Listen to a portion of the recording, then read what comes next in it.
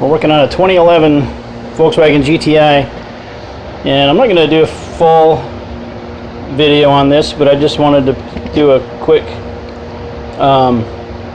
demo of how we're cleaning the intake runners. So we're doing fuel injectors, and we're cleaning the intake runners, and we've already done 3 of them. We're doing the last one now, and we'll kind of video the process, but you can see what they look like now.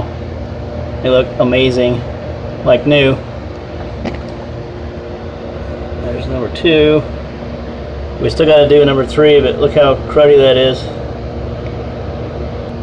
Basically what we're doing is we're scraping it with a wooden dowel or just a flathead screwdriver, just being careful not to score the metal. But we scrape it off first. That'll get all the big pieces off, and then we suck that out with the air compressor and a vacuum. Then we scrape it out some more if need to. Then we get a wire brush on the end of a drill, get the more large chunks out of it. That's the focus. There we go. So I got a whole box of these off of Amazon, and it does wear them out. They break and stuff, so they don't last very long, but they do the job. So that gets another layer of the crud off. Then we suck it out again with the compressed air and the vacuum, and then the final step we do a bead blast, and we'll show all these steps as we get to them. But it's an amazing transformation.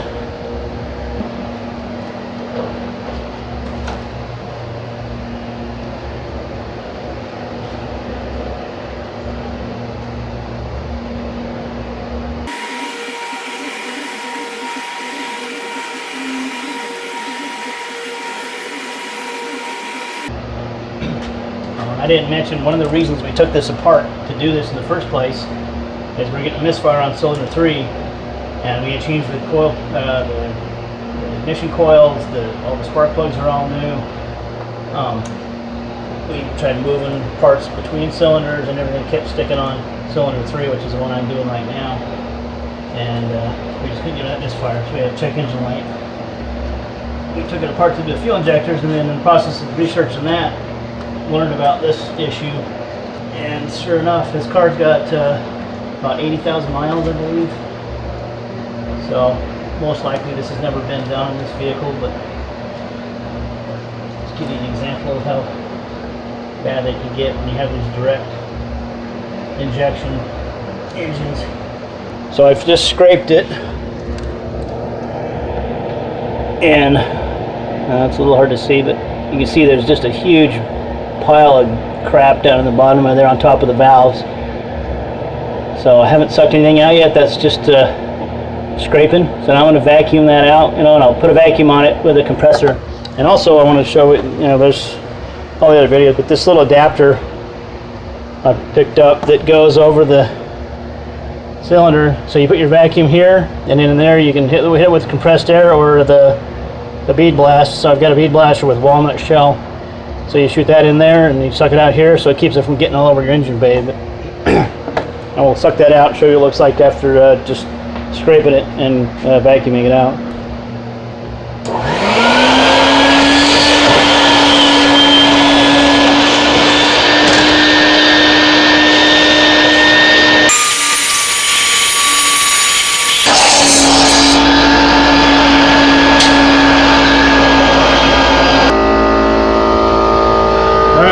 We sucked all the, you can see how much better it looks already. I mean, it had to have been a huge restriction on the intakes with all that layer of stuff. So now I'm going to hit it with the brush and then vacuum it out, and we'll see what it looks like after that step.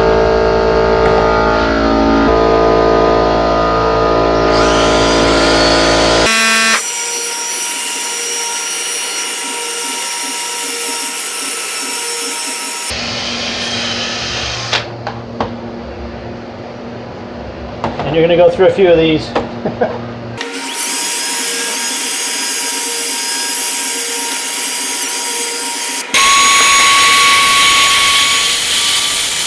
Alright, so now we've brushed it and vacuumed it out. Oops, I need a light.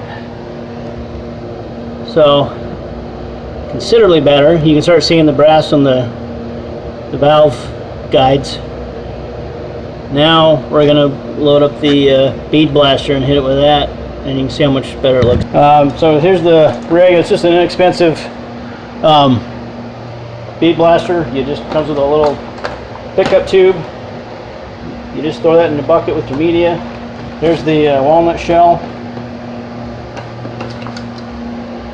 And then you put your air compressor on that. I just have a small Harbor Freight air compressor. It seems to do the job. You wouldn't be able to do continuous duty for a long length of time, but it does a good enough job for this.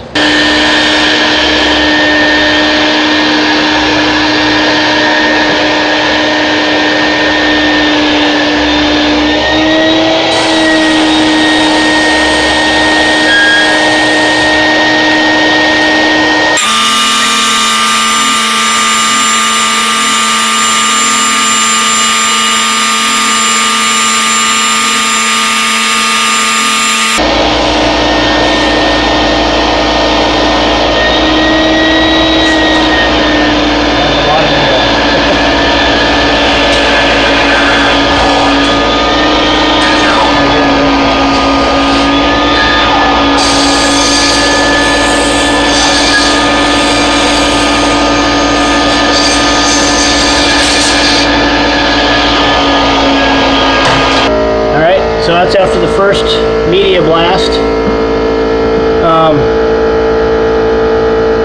You see there's a few sections where there's still some buildup on the sides. Down there in the lower right, we'll dig that out with the pick.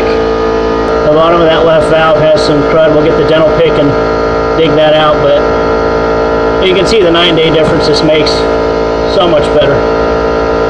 Alright, that's after the final picking out the last little bits and final bead blast. We're gonna call it good. So now we all the cylinders look amazing.